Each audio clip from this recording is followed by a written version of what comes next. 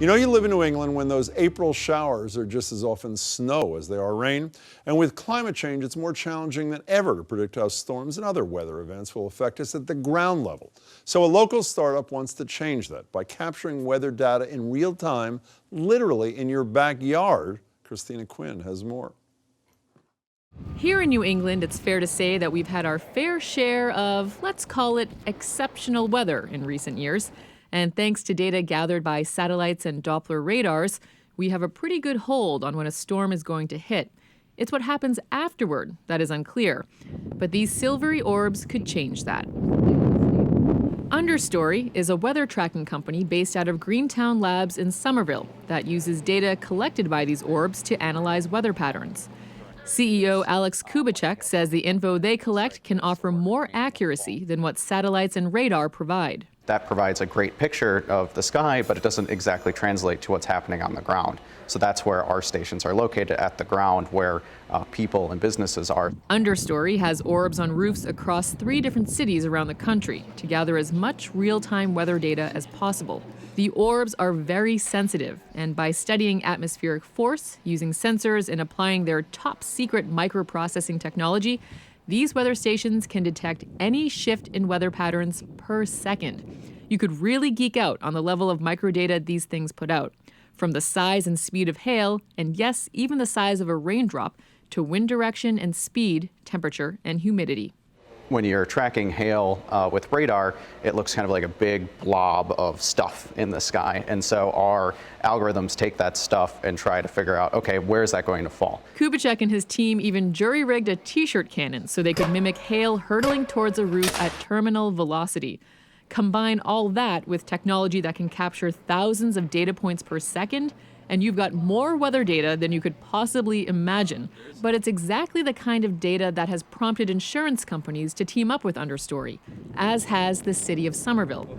When we put this up a little less than a year ago, the Department of Public Works was just coming off of a very serious winter, and they were thinking that, precipitation, temperature, humidity, all of that information could help them more precisely gauge the type of street cleaning that they would have to do in the winter. Not to mention, utility companies would know exactly where they'd need to dispatch crews immediately after a storm, instead of waiting for calls from residents.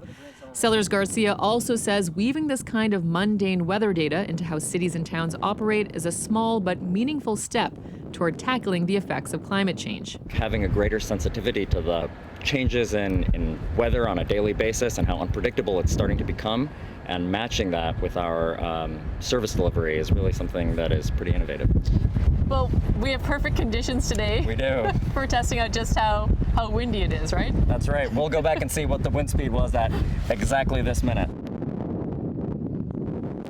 I'm now joined by a nerd of epic proportions, Christina Quinn. Hey, Christina. Hi, Jim. So how windy was it atop Somerville High School? So windy. I actually have my precision wind report right here. Is that really true? Yes, I do. From Yikes. that day.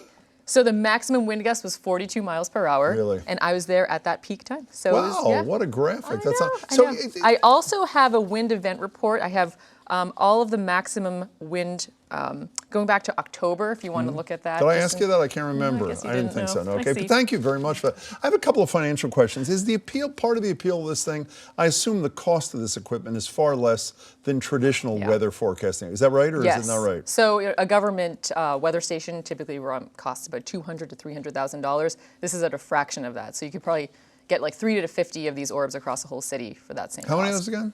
30 to 50. Really? Yeah. Oh, so that's a huge attraction. Yeah. And who, I assume, even though it's cheap by comparison, who's investing in this thing? I assume the big picture is big money, no? Yes. So Monsanto, like Big Ag Monsanto, just invested $7.5 million. In this company? In this company. So they want them in all their farms across the country. Yeah. So tell me, on all these kinds of things, what it always comes down to, for me, and I assume the people at home, how's this help me? How is this good for me? How's it going to improve my quality of, like, most of us are weather obsessed, as you probably know. So how's this help me? This could definitely be a game changer in how we forecast weather. Think about it. If you know, like, what's happening on the ground level, that could really change the way weather is forecast. And also you could find out just down to, like, the minute, like, well, should I wear a sweater now?